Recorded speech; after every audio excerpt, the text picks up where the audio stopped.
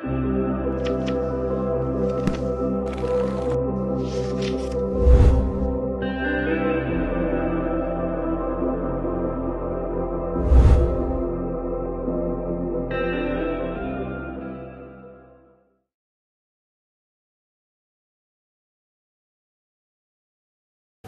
hoy ya nos vamos a entrar otra vez en las cartas del apóstol Pablo. Estuvimos viendo algunas cartas del apóstol Pedro, primera de Juan, Judas, en la que básicamente uno de los temas principales en esas cartas era la batalla contra los falsos maestros y las falsas doctrinas. Hoy volvemos otra vez a una de las cartas del apóstol Pablo, y esta carta me ha llamado mucho la atención de manera muy especial, porque como se podrán dar cuenta a medida que la vayamos desarrollando, es una iglesia en la que digamos que no vamos a encontrar tanta queja, tanto problema. ¿Sí? Al principio, y lo vamos a ver ahora, Pablo lo que hace es animar a los hermanos, dar gracias a Dios por la firmeza en su fe, en su confianza en el Señor. Así que es muy especial, es alentadora para nosotros, es saber que así como en esa época, a pesar de la oposición, a pesar de la tribulación, a pesar de la persecución, habían hermanos que estaban firmes en la fe. Eso nos debe dar aliento en que hoy en día, que nosotros podamos estar sufriendo también tribulaciones, persecuciones, también sabemos que el mismo Dios que pudo sostener a estos hermanos de la iglesia de Tesalónica también nos va a sostener a nosotros. Para entrar en contexto, hoy vamos a ver entonces Primera de Tesalonicenses, o la consumación del reino. Y ustedes saben que Primera de Tesalonicenses es muy conocida por hablar ¿sobre qué? La segunda venida del Señor. Y obviamente vamos a estar tocando algunos puntos acerca de eso. Vamos a Hechos capítulo 17 para empezar a entrar en el contexto en el que Pablo escribe esta carta a los hermanos que se la escribe. Hechos 17, vamos a leer algunos versos del 1 hasta el 13. Dice así, hermanos, Hechos 17. Después de pasar por Anfípolis y Apolonia, Pablo y Silas llegaron a Tesalónica, donde había una sinagoga de los judíos. Y Pablo entró según su costumbre y por 3 días de reposo discutió con ellos basándose en las Escrituras, explicando y presentando evidencia de que era necesario que el Cristo padeciera y resucitara de entre los muertos, y diciendo: este Jesús, a quien yo les anuncio, es el Cristo. Vamos a dejar hasta ahí, seguir hasta el 13 si usted quiere seguirlo leyendo. Entonces, en su segundo viaje misionero, el apóstol Pablo y su compañero, como menciona aquí, Silas, llegaron a Tesalónica por tierra. Venían de Filipos, donde, como menciona Pablo en el capítulo 2, versículo 2, ellos salen de Filipos porque allá también los habían ultrajado, los habían maltratado. Ellos salieron de allá, tuvieron que salir por oposición, porque habían sido atacados. Pablo entonces aquí relata que él estuvo predicando por 3 días consecutivos, podrían ser, debatiendo, enseñando las Escrituras a los judíos en las sinagogas. Predicaba básicamente el Evangelio, y un mensaje central que pudo haber causado controversia, y que seguramente fue lo que más causó controversia en Tesalónica, era hablar de que había un rey sobre todas las cosas, un Mesías, un Señor. Esto pudo haber causado molestia, sospecha en medio de esta comunidad. Y dice el texto, si usted lo sigue leyendo en Hechos 17, que esta gente, estos judíos, contrataron o llamaron gente revoltosa o inescrupulosos para alborotar la ciudad, decir de que esta gente que estaba alborotando el mundo habían venido ahora acá a alborotar a la gente, a echarle mentiras y una cantidad de cosas. Esto ocasiona que se produzca ahí como una revuelta, un arroz con mango, podemos decir nosotros acá. Se forma un problema allá, obviamente ocasionado por los judíos, por los opositores de Pablo en ese momento. Esto hace que se inicie de alguna manera una persecución. En Hechos 17 mencionan que van a la casa de un hermano, seguramente era donde se reunían un hermano llamado Jasón, lo arrastraron a él, arrastraron a otros hermanos delante de las autoridades, los amenazaron. A ellos les tocó pagar una fianza y además de eso les tocó comprometerse a que la iglesia o los creyentes no iban a seguir causando problemas. En medio de todo este conflicto, Pablo y Silas tienen que salir huyendo. ¿Sí? Quizás sus vidas corrían peligro, la turba estaba fuerte. Fueron acusados de trastornar a la ciudad. Pablo entonces tuvo que salir muy rápido de Tesalónica, como lo vemos, debido a esta persecución. Sin embargo, quedó muy preocupado por la iglesia que allí estaba empezando. Ahí Hechos 17 relata que hubieron muchos que creyeron en el mensaje. Entonces, Pablo estuvo muy corto tiempo. Algunos dicen que entre 1 y 3 meses estuvo. Entonces, Pablo no tuvo el tiempo de enseñarles ciertas verdades del Evangelio y de la fe y acerca de Cristo a estos hermanos. Entre ellos, y lo vamos a ver, lo que iba a suceder con los hermanos que murieron. Por eso Pablo tiene que tocar el tema de la segunda venida. Era una de las dudas que ellos tenían. En esta preocupación, Pablo coge a uno de sus más fieles colaboradores, llamado Timoteo, y lo envía a Tesalónica. Envía a Timoteo a Tesalónica para que le traiga informe de cómo estaba la iglesia, de cómo estaban los hermanos allá en Tesalónica. En este informe, Timoteo regresa, y en realidad el informe que trae Timoteo es bastante alentador y de mucho ánimo para Pablo, porque Timoteo descubre que a pesar de la persecución, de la oposición que se generó obviamente después que Pablo estuvo allá, los hermanos habían permanecido firmes en el Señor, firmes en la fe. Pero aún en medio de esa persecución ellos tenían dudas. Seguramente debido a la persecución, habían hermanos que habían muerto martirizados y había una preocupación genuina en el corazón y habían dudas en el corazón de estos hermanos acerca de qué iba a suceder con esos hermanos creyentes que habían muerto. Debido a esto, Pablo, con un corazón muy pastoral, como nos podemos dar cuenta, él está preocupado por esta iglesia, por estos hermanos. Y el propósito principal por el que Pablo escribe a los hermanos después de recibir el informe de Timoteo es para alentar y exhortar de cómo deben vivir su fe en medio de la oposición mientras esperan la segunda venida del Señor. Ese es básicamente el propósito de Pablo al escribir esta carta a los hermanos. Animarlos, exhortarlos, animarlos obviamente por la firmeza que ellos estaban teniendo y la confianza que estaban mostrando en el Señor. Y además de eso, darles esperanza y darles claridad acerca de todas esas dudas que ellos tenían acerca de la segunda venida de Cristo. Darles esperanza, darles confianza, darles ánimo para que ellos puedan continuar en el camino. Un texto que nos ayuda a ver, digamos, todo este panorama de la carta del apóstol Pablo a los tesalonicenses son los versos del capítulo 1, los versos 4 al 6. Dice: porque conocemos, hermanos amados de Dios, vuestra elección, pues vuestro evangelio no llegó a vosotros en palabras solamente, sino también en poder en el Espíritu Santo y en plena certidumbre, como bien sabéis cuáles fuimos entre vosotros por amor de vosotros. Y vosotros vinisteis a ser imitadores de nosotros y del Señor, recibiendo la palabra en medio de gran tribulación, con gozo en el Espíritu, del Espíritu Santo. Entonces vemos aquí, como les mencionaba, palabras de ánimo, de alabanza, por así decirlo, a los hermanos de Tesalónica, porque ellos habían recibido el Evangelio, habían soportado las tribulaciones, habían soportado la oposición y habían permanecido firmes.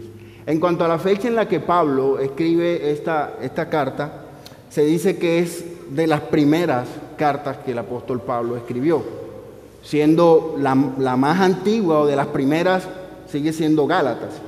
Entonces la primera de Tesalonicenses es escrita, se dice que Pablo pudo haber estado en Corinto, desde Corinto él escribe esta carta, entre el año 51 y 52 después de Cristo. Gálatas fue escrita alrededor del 49 después de Cristo. Entonces primera de Tesalonicenses y quizás segunda puede ser de las primeras cartas que el apóstol Pablo escribió.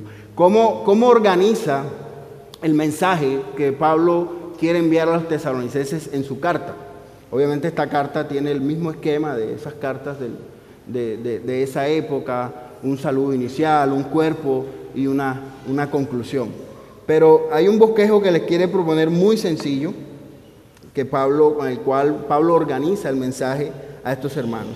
Muy sencilla, y es ver la estructura de la carta como en dos movimientos o dos temas principales, y que están rodeados entre el inicio y el final y el medio por oraciones a favor de los hermanos. Entonces vemos dos movimientos, podemos decir que es como un sándwich, ¿no? Hay tres oraciones, una al principio, una al final y una en el medio, pero en realidad el grueso puede ser lo que está dentro, que son los dos temas principales, que van, el primer tema va desde el capítulo 1 hasta el capítulo 3, y habla precisamente de la celebración de la fidelidad a Cristo de los tesalonicenses. En esos tres primeros capítulos Pablo habla y da detalles de cómo estos hermanos han permanecido fieles y de la fe de ellos, y a través de ello darles ánimo para que permanezcan. Entonces Pablo en esta primera carta, él menciona mucho, y hagan esto así como lo han venido haciendo. Es decir, son hermanos, por eso les decía al principio que es una carta que da mucho ánimo.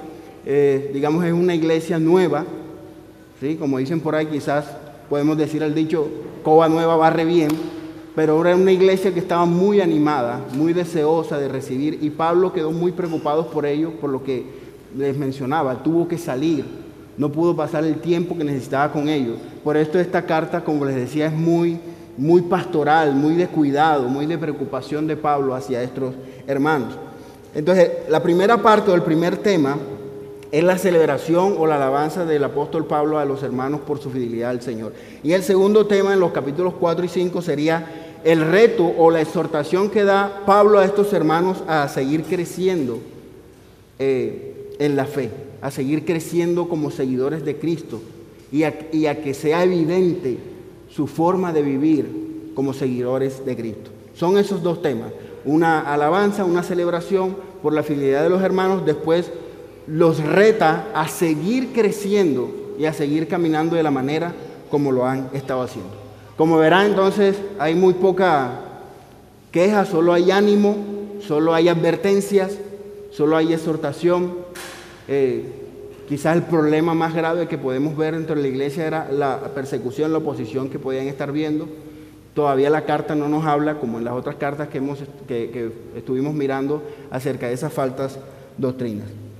Entonces, Pablo comienza la carta orando en los versículos 2 y 3 y expresa confianza en la salvación de estos hermanos, en los versículos 2 y 3. A continuación describe su ministerio entre ellos. Pablo habla acerca de cómo ejerció el tiempo que estuvo con ellos su ministerio. Y esto es importante porque en esta ciudad griega había costumbre de que llegaban maestros, muchos maestros, a exponer sus ideas, a exponer sus filosofías, sus creencias. Y había algo particular en esos maestros, de que ellos iban buscando era dinero entre esas falsas enseñanzas. Pablo de alguna manera no quería que se le confundiera con este tipo de maestros. Y al Pablo salir de la manera en como tuvo que salir apresurada de Tesalónica, estos opositores empezaron a aprovechar esa situación para hablar mal de Pablo. Mire, este hombre se fue huyendo y los dejó abandonados y nada, y ni pregunta, ni una llamada, ni una razón, ni un mercado, ni una ofrenda. O sea, se fue, los abandonó, los dejó aquí con el problema y se fue.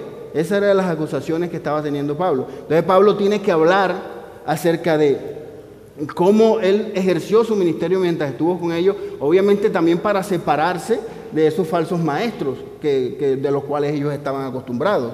Entonces se defiende de esas falsas acusaciones, concluye esa primera sesión hasta el capítulo 3 de esa primera parte con una oración. Acuérdense que le dije que hay una oración inicial, una oración en el medio que hace como una transición al final, y en esa oración él de alguna manera esa introducción a los temas que va a tratar ya en los capítulos 4 y 5.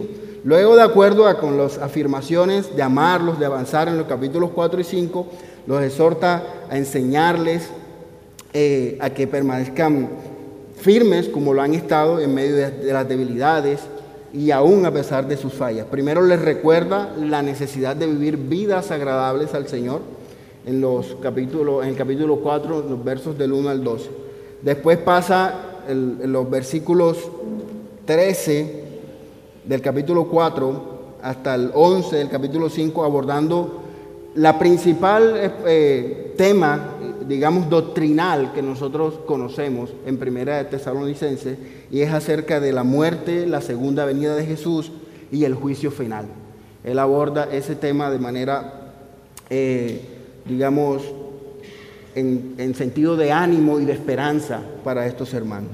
Entonces, su propósito en toda esta carta, como les decía, es darles ánimo a los hermanos, darles ánimo recordándoles su fidelidad, cómo el Señor los llamó, cómo el Señor los llamó de ellos siendo idólatras, viviendo una vida pecaminosa, haberlos llamado a vivir una vida de santidad, exhortándoles a que sigan caminando en esa dirección, que a pesar de que haya oposición, de que a pesar de que algunos hayan muerto, para ellos hay esperanza, como para los que están vivos actualmente hay esperanza porque están luchando.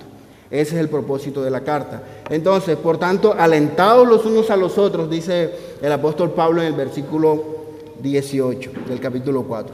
Concluye, como les decía, entonces, con una oración de esperanza en los versículos 12 al 28. Entonces, esa es la estructura básica, general de esta carta. Ahora, veamos acerca de esa primera oración, que les decía que es una oración con un corazón muy pastoral para estos hermanos. Ellos son jóvenes, son nuevos creyentes, y nos damos cuenta, ya nos vimos que la oración de Pablo hacia estos hermanos es muy constante en esta carta. Agradece a Dios por el hecho de que ellos hayan permanecido firmes, hayan recibido el Evangelio, a diferencia de lo que pasó, digamos, ellos tienen que salir de Tesalónica, donde hermanos habían recibido, los judíos hicieron toda esta revuelta, ellos tuvieron que salir, ellos se fueron a Berea, eso está en el capítulo 17 que les mencioné, y allá en Berea, como ustedes conocen, los hermanos tuvieron otra actitud al recibir la palabra, la recibieron con mucho ánimo. Pero eso no implica que Pablo no estuviera preocupado por los hermanos que sí habían creído y habían confiado en el Evangelio, en esa situación. Eso indica el corazón y la confianza que tenía el apóstol Pablo en la soberanía del Señor cuando el mensaje es llevado. Habrán lugares en los que será difícil, habrán lugares en que la gente estará más dispuesta, habrán lugares en que habrá oposición, pero igual Pablo, a pesar de que él mismo relata en sus viajes misioneros que tenía oposición, él era guiado por el Espíritu Santo. Donde tenía que ir iba, donde había oposición iba si el Señor se lo permitía, donde no había la posibilidad de ir, él no iba. Entonces, él menciona específicamente en su oración la constancia en la esperanza de nuestro Señor Jesucristo en los versos 2 y 3 del capítulo 1. También en el capítulo 3, del 9 al 13, no lo vamos a leer, pero también Pablo ahí, digamos, alaba, por decirlo así, o le da ánimo a los hermanos al recordarles en sus oraciones cómo ellos habían permanecido fieles al mensaje. Y este punto de orar por otros, a propósito de estos días que hemos estado hablando de la importancia de la oración, de la importancia que es la oración congregacional. Aunque aquí está hablando mucho de una oración personal, que es Pablo hacia los hermanos de la iglesia de Tesalónica. Y creo que hay algo muy especial o algo naturalmente desprendido o desinteresado cuando nosotros oramos por otros. Porque normalmente nosotros nos acercamos al Señor con nuestras necesidades, con nuestras peticiones, con nuestros afanes, y nosotros nos olvidamos a veces de orar por otros hermanos, por sus necesidades, por sus luchas, y en realidad para esto no tenemos excusas. Dentro de nuestra congregación, de nuestra iglesia, nosotros nos podemos dar cuenta por conversaciones, por la comunión que podemos tener con los hermanos, de todas las necesidades que pueden haber entre ellos. Y ahí podemos siempre encontrar motivación o motivos para nosotros interceder por otros. Y ese es digamos, una actitud que obviamente al Señor agrada y alaba al Señor cuando nosotros oramos por las necesidades de otros, por las luchas que puedan tener otros hermanos. Y esto es lo que muestra Pablo en esa primera oración, o en ese deseo, o en esa constante insistencia en que él está orando por los hermanos de Tesalónica. Entonces, a veces es sorprendente pensar que cuando nosotros nos reunimos individualmente, presentarnos delante del Señor, para nosotros implica a veces hacer un esfuerzo para no pensar solamente en lo que yo estoy padeciendo, en mis necesidades, y no pensar en las necesidades que tienen otros hermanos. Obviamente Pablo en su carta, él se identifica con ellos diciéndole, bueno, ustedes están padeciendo persecución, pero eso es normal. Yo también he padecido persecución. Y eso para muchos de nosotros, en vez de traer decepción o desánimo, creo que trae ánimo, porque ver a hermanos que nosotros podemos ver su trayectoria en la fe y en la confianza en el Señor, y saber que nos diga, mira, yo pasé por eso y el Señor me ha sostenido, eso trae esperanza y debe traer ánimo para nosotros también. Ahora, Pablo, como le decía, estaba siendo acusado y él quería desprenderse de esos falsos maestros, y él tiene que empezar a aclararles o a mostrarles de manera ilustrada cómo anduvo él en medio de ellos. Él tenía obviamente, y no es la primera vez que Pablo tiene que defenderse de falsas acusaciones en sus cartas. Entonces él habla específicamente del autosacrificio que él practicó, o que él dio testimonio cuando estuvo en medio de ellos. Miren lo que dice el capítulo 2, versos 1 y 3. Porque vosotros mismos sabéis, hermanos, que vuestra visita a vosotros no resultó vana, pues habiendo antes padecido y sido ultrajados en Filipos, como sabéis, tuvimos de nuevo en nuestro Dios para anunciarlos el Evangelio de Dios en medio de gran oposición. Porque vuestra exhortación no procedió de error, ni de impureza, ni fue por engaño. A mí me parece curioso cuando a veces tenemos planes como iglesia de ir a predicar, algo que podemos entender que está dentro de la voluntad del Señor, que es para el bien de la iglesia, para el bien de la comunidad, y para nosotros puede ser, digamos, para algunos puede sorprenderse que haya oposición, que hayan retos. Pero aquí lo que Pablo está diciendo es que él estaba saliendo de un sitio en que por predicar el Evangelio había sido ultrajado, y en vez de salir desanimado, él fue más fortalecido y animado a poder llevar ese mismo Evangelio y esa misma esperanza a otros.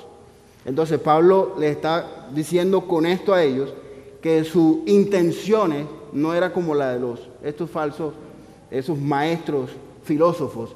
Su intención en realidad era genuina, con un corazón de que ellos pudieran confiar en el Señor y tener esa esperanza de vida eterna. Pablo, entonces, predicó el Evangelio a los tesalonicenses, no predicó el Evangelio a ellos con intenciones o deseos personales o egoístas o por su propio beneficio.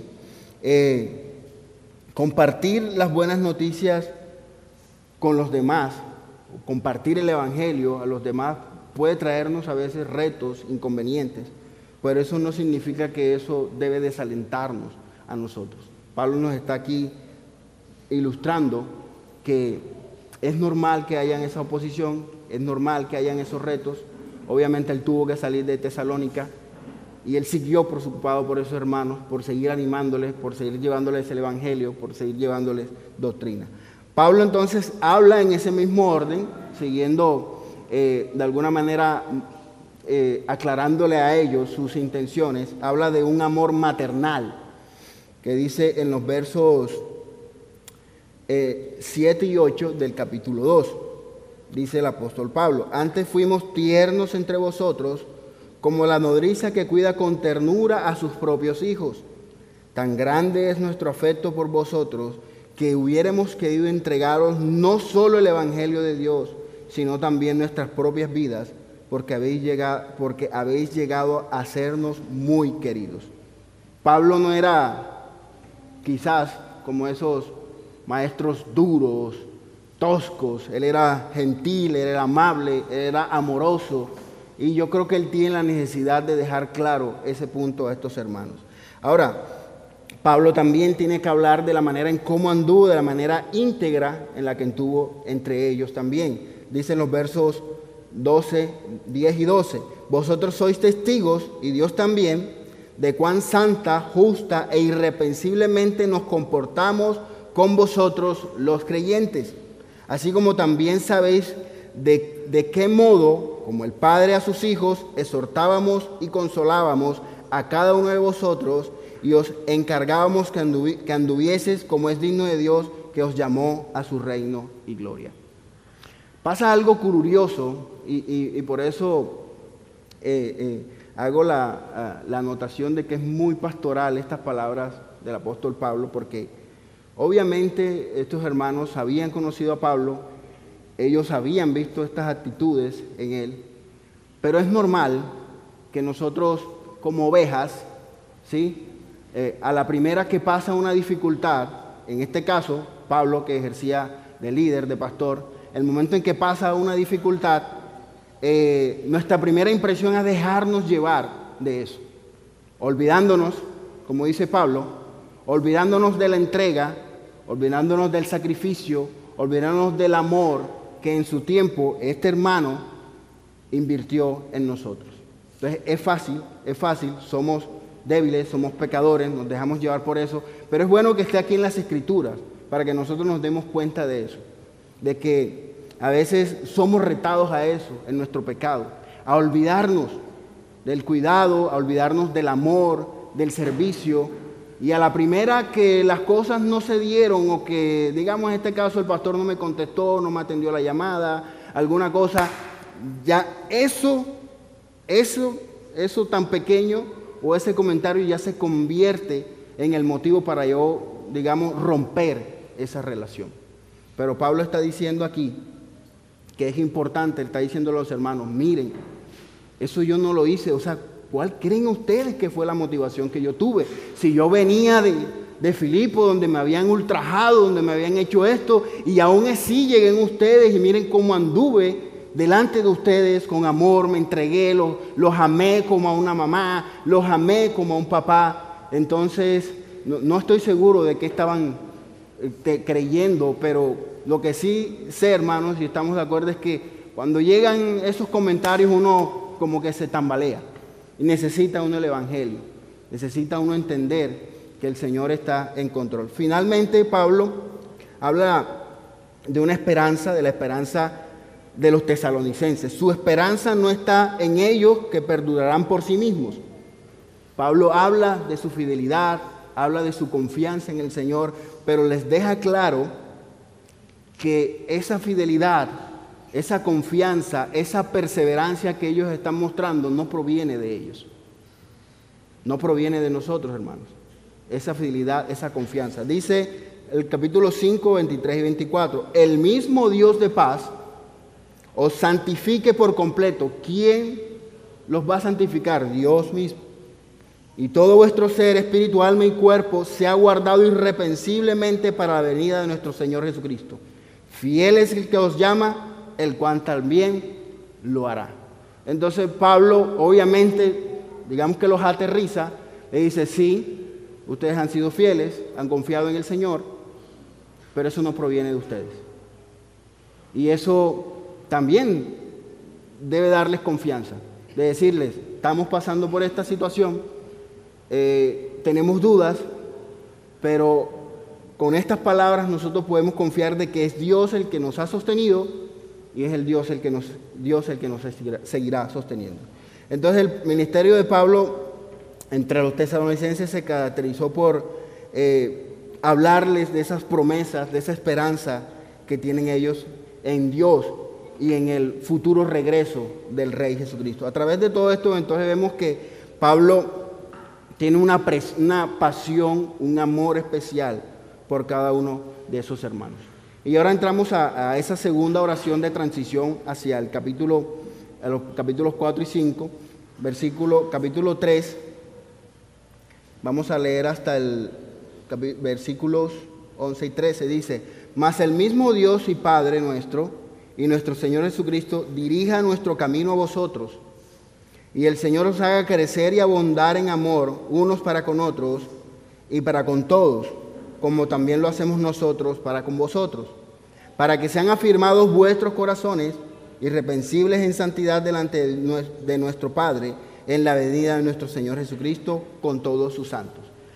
Estos versos introducen toda la exhortación o todos los consejos que va a dar Pablo a los hermanos de tesalonicenses para mantenerse fieles como lo han venido haciendo, ¿sí? Para mantener un testimonio de lo que es un verdadero seguidor de Cristo, aún en medio de la oposición y de la tribulación. La motivación más práctica de Pablo parecía ser que quería,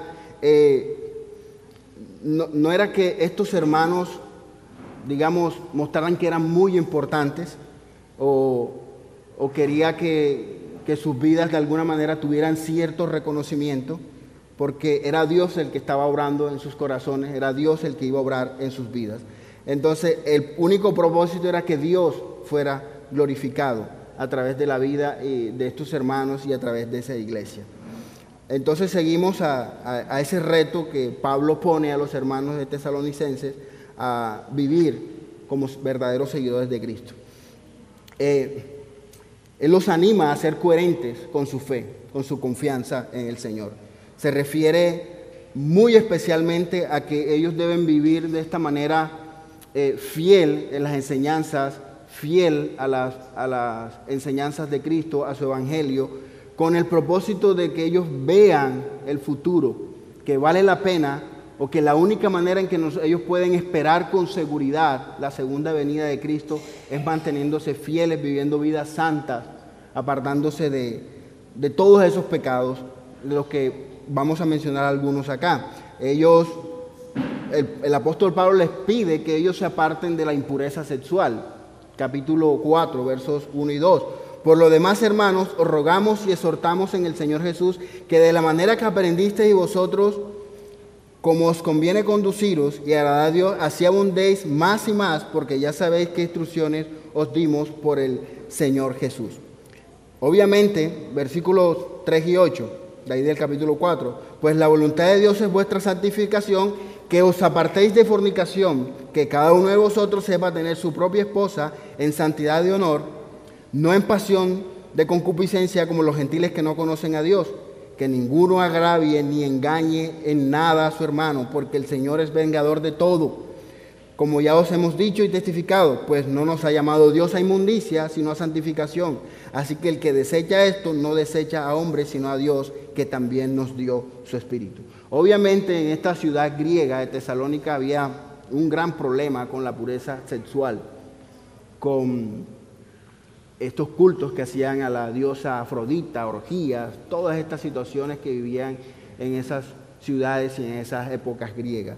Por eso Pablo les exhorta y les anima o les recuerda a mantenerse alejados o a mantenerse al margen de esos pecados que para ellos en algún momento, por su creencia, pudieron haberle parecido normales. Ahora, este estilo de vida que Pablo propone o aclara a estos hermanos de Tesalónica no era muy atractiva y en realidad era llamativa dentro de esta sociedad, es decir, era una contracultura, lo que ocasionaba para ellos problemas, lo que ocasionaba para ellos persecución. Entonces, hay una conexión entre obedecer, Pablo hace una conexión entre obedecer y mantener la pureza sexual. Y como les decía, esto podía ser algo nuevo o, si queremos utilizar la palabra, revolucionario para la cultura de esa época. Había promiscuidad sexual, había adulterio, había orgías, lesbianismo, homosexualismo. Y por eso Pablo toca especialmente estas palabras. Entonces, ten en cuenta que Pablo no trata este pecado de manera oculta, sino que lo hace muy claro y es muy enfático en esto. Y él habla de que cuando hay esta clase de pecados, no solo te afecta a ti, sino que afecta a otros. Y por ende afecta a tu relación con Dios. Y obviamente afecta a la iglesia. Segundo, debemos vivir vidas de amor fraternal. Es otra de las exhortaciones que hace Pablo a estos hermanos. Versos 9 y 10. Pero acerca del amor fraternal no tenéis necesidad de que os escriba, porque vosotros mismos habéis aprendido de Dios que os améis unos a otros, y también lo hacéis así con todos los hermanos que estáis por toda Macedonia. Pero os rogamos, hermanos, que abundéis en ello más y más. Pablo utiliza en algunas ocasiones, no solamente aquí, el hecho de que los hermanos continúen. Nosotros como creyentes, hermanos, no terminamos nunca de tratar de vivir esa vida de santidad, de obediencia.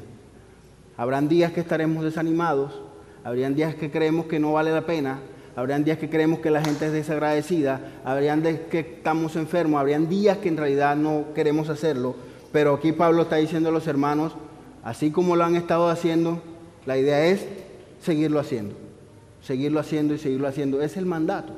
No hay cosa tal como que, no, ya es que ya yo algún tiempo yo serví a los hermanos y les mostré mi amor en esto, así que ya es tiempo de que yo deje de hacerlo. No, yo tengo que seguir mostrando que soy creyente, que soy seguidor de Cristo, en evidencia de que amo a mis hermanos y les sirvo, no solamente por conveniencia, no solamente en ciertas temporadas, sino que siempre lo haga, como dice, que abundéis en ello más y más, como dice el apóstol Pablo a los tesalonicenses. Ahora, Pablo también los anima a que ellos vivan honradamente, o que de alguna manera den buen testimonio. Entonces, son nuevos creyentes. Acuérdense que Pablo hubo muchas instrucciones que seguro no les dio. Y les dice que ellos procuren, versos 11 y 12 del capítulo 4, y que procuréis tener tranquilidad y ocuparos en vuestros negocios, y trabajar con vuestras manos de la manera que os hemos mandado, a fin de que os conduzcáis honradamente para con los de afuera y no tengáis necesidad de nada. Otra de las cosas en las que Pablo tuvo que también combatir era que, y ustedes saben que Pablo menciona que él trabajó con sus propias manos, haciendo tiendas para poder sostener su ministerio, para poder sostener la predicación del Evangelio. Y uno de los propósitos era eso, demostrar que él estaba separado de sus maestros, en lo que estaban buscando era ganancias personales. Entonces también dice a los hermanos, en 2 de Tesalonicenses se va a tocar el tema de que algunos hermanos, porque el Señor iba a venir, entonces dijeron, bueno, no vamos a trabajar, dejaron de trabajar. Y Pablo aquí toca el tema de que ellos sigan trabajando para poder mostrar un buen testimonio, para poder mostrar una vida honrada delante de los demás, para que en lo que nos acusan, como dice el texto, de malhechores, alaben al Señor cuando nosotros hacemos buenas obras. Entonces no es que Pablo esté animando o esté enfocando a los hermanos de Tesalónica a que ellos cuiden más su reputación que otra cosa.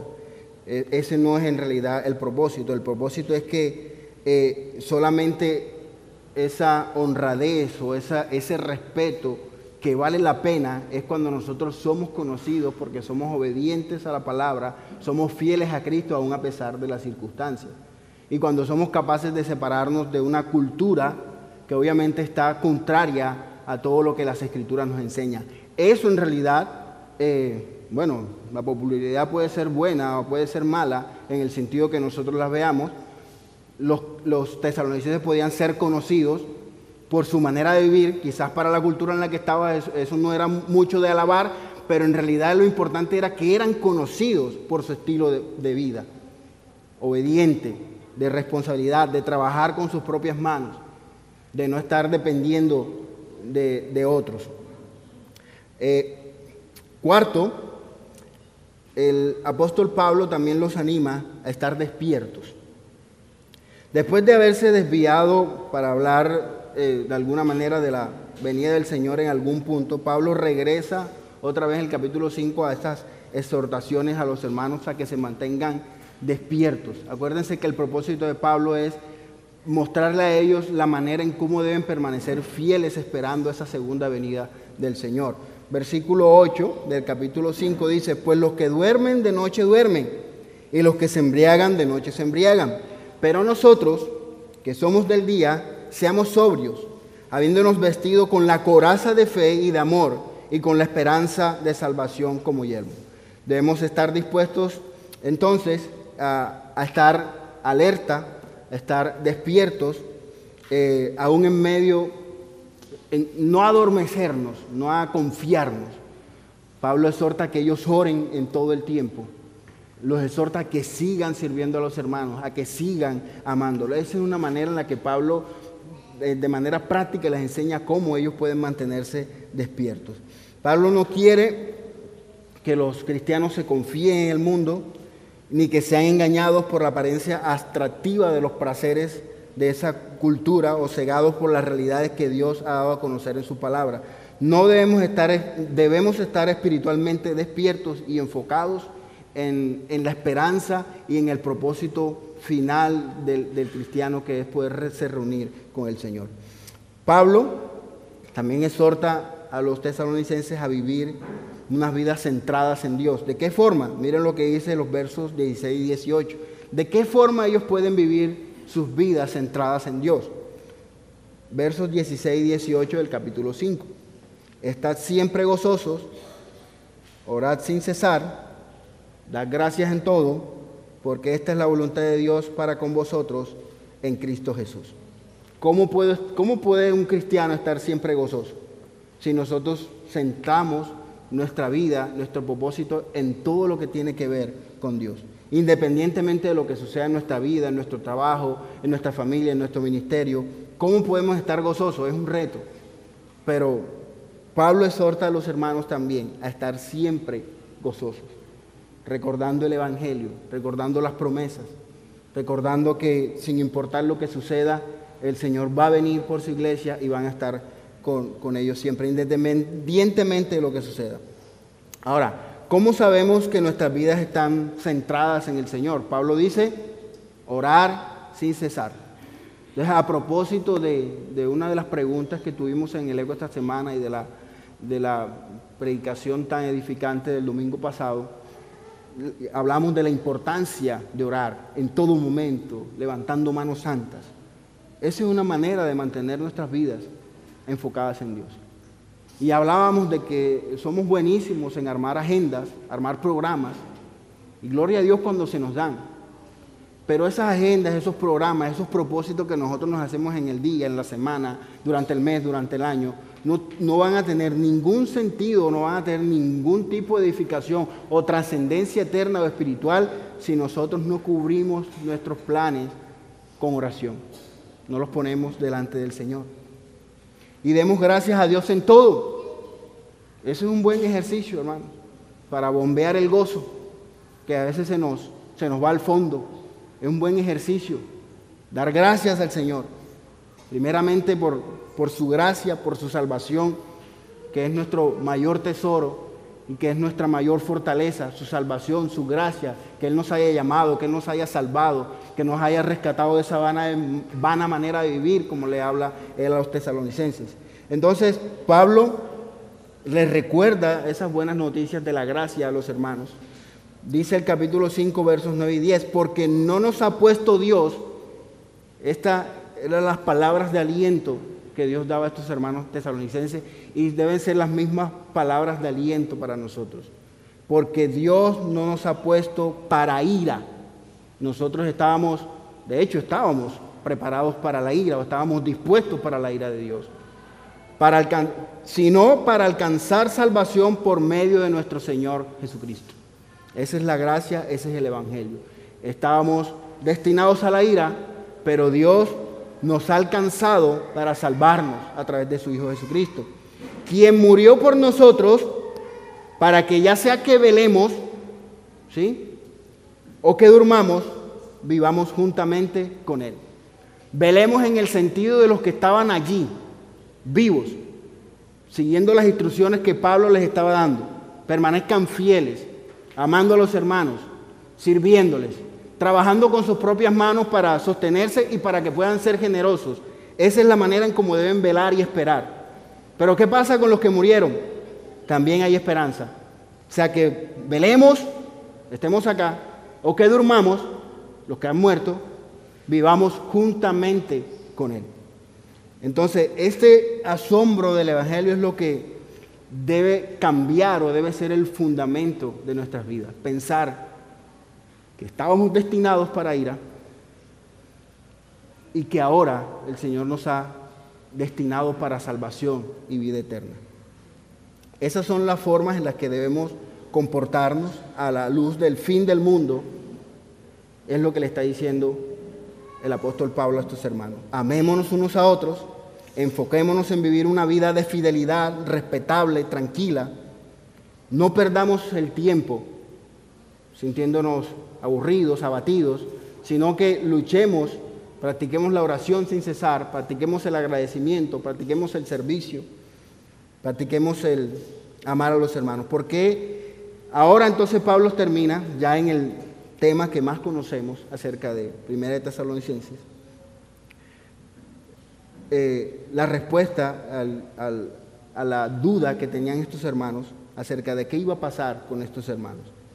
Y esa es la gran verdad o lo que nos llama la atención de esta carta. Entonces, Pablo lo que les dice, debemos vivir vidas puras y santas porque Jesús regresará y queremos vivir vidas dignas de Él. Debemos ministrar a los demás porque Jesús regresará y queremos que los demás estén preparados.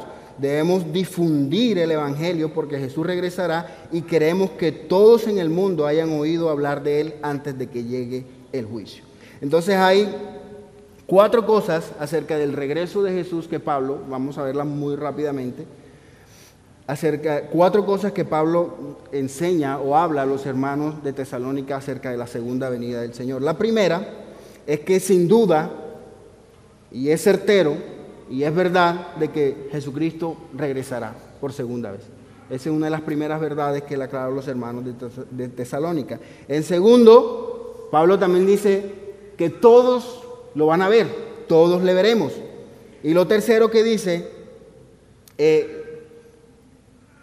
independientemente de cuándo ocurra y todos estén juntos, sujetos a su juicio. Tercero, si eres cristiano, la doctrina debería ser un estímulo para ti. Primero, Jesucristo va a regresar, sin duda va a regresar. Él prometió que regresara, Él va a regresar. Segundo, todos le vamos a ver. Tercero, ese debe ser un estímulo para nosotros. Y cuarto, nadie sabe cuándo regresará Jesús. Esa es otra de las verdades que Pablo dice. Los versos, capítulo 4, versos 16 y 17. Porque el Señor mismo, con voz de mando, con voz de arcángel y con trompeta de Dios, descenderá del cielo, y los muertos en Cristo resucitarán primero. Luego nosotros los que vivimos, los que hayamos quedado, seremos arrebatados juntamente con ellos en las nubes para recibir al Señor en el aire, y así estaremos siempre con el Señor. Jesús enseñó que Él regresaría, y vemos más imágenes de su regreso en el libro de Apocalipsis, que es el que con el que vamos a terminar esta serie del panorama del Nuevo Testamento. En segundo lugar, Pablo dice que todos asistiremos a su regreso, algunos para juicio y otros para salvación. Y una de las preocupaciones que podían tener los tesalonicenses entre toda esa cultura griega, los que han visto estas películas griegas, ustedes saben que se habla digamos, del Olimpo, donde estaba Zeus, se hablaba del Hades, que era donde iban los muertos. Entonces ellos podían tener dudas con todo esto en mente, acerca de dónde iban a ir los creyentes cuando murieran. Si iban a ir al Hades, si iban a ir al cielo, no sabían. Y lo que Pablo dice en el capítulo 4, versos 13 y 15, dice: tampoco queremos, hermanos, que ignoréis acerca de los que duermen. Entonces fíjense que Pablo utiliza la palabra dormir, o que están dormidos intencionalmente, para poderles mostrar que es un estado de espera, que no es un estado definitivo, solo están dormidos esperando que venga el Señor. Para que no os entristezcáis como los otros que no tienen esperanza, Porque si creemos que Jesús murió y resucitó, así también traerá Dios con Jesús a los que durmieron en él. Por lo cual os decimos esto en palabra del Señor, que nosotros que vivimos, que habremos quedado hasta la venida del Señor, no precederemos a los que durmieron. Habla de la muerte como un sueño, el apóstol Pablo, para indicar que para los cristianos no es el final, es un estado ahí de espera. No solo nuestras almas irán inmediatamente a estar con Jesús en el cielo, sino que incluso nuestros cuerpos resucitarán de ese sueño, como con Jesús en la nueva creación. Aprendemos también de Apocalipsis que los no cristianos también resucitarán para recibir un juicio final. Nadie se perderá del regreso de Jesús. Todo ojo le verá, dice la palabra. Algunos nos sentiremos contentos, algunos vamos a alabar, vamos a exaltar, y algunos irán a condenación eterna, con rugir, con gruñir de dientes, con queja. Vemos entonces que el Señor regresará, es seguro que Él regresará. No sabemos cuándo va a regresar y no deberíamos tratar de resolverlo, es lo que dice el apóstol Pablo. Lo que debemos hacer es vivir vidas santas, como si ya el Señor estuviera aquí, ya. De hecho, Él ya reina. Él reina sobre la creación, reina sobre todo. Él vela por nosotros, mientras nosotros somos fieles con su ayuda en medio de oposición y tribulación en este mundo. Ahora, Pablo también, a través de estas palabras, les dice: aliéntense los unos a los otros con estas palabras. Capítulo 4, verso 18. Por tanto, alestaos los unos a los otros con esta palabra. El regreso del Señor Jesucristo se convierte, o es el mensaje que envía el apóstol Pablo a los tesalonicenses para que se convierta en su ánimo, en su esperanza para cuando el Señor regrese. Todos los males serán corregidos, toda aparente justicia se acabará cuando el Señor venga. Jesús regresará para reunir un pueblo para sí, para siempre. Para nosotros el regreso es solo el final de este mundo caído, marcado por el pecado, y la muerte es el comienzo de la nueva creación. Amén. Ahora, quiero terminar con una frase de Jonathan Edwards que habla acerca del anhelo de nuestro corazón ante la segunda venida del Señor Jesucristo. Dice: el gozo de Dios es la única felicidad con la que nuestras almas pueden ser satisfechas. Ir al cielo, disfrutar plenamente a Dios, es infinitamente mejor que los alojamientos más agradables aquí. Los padres y las madres, los esposos, las esposas o los hijos, o la compañía de amigos terrenales no son más que sombras, pero Dios es la sustancia. Estos no son más que rayos dispersos, pero Dios es el sol. Estas no son más que corrientes, pero Dios es el océano. Entonces debemos nosotros esperar ese día, esa segunda venida del Señor, con esperanza y seguridad que Él nos ha preparado a nosotros y nos va a sostener para ese día, mis hermanos. Amén. Vamos a orar.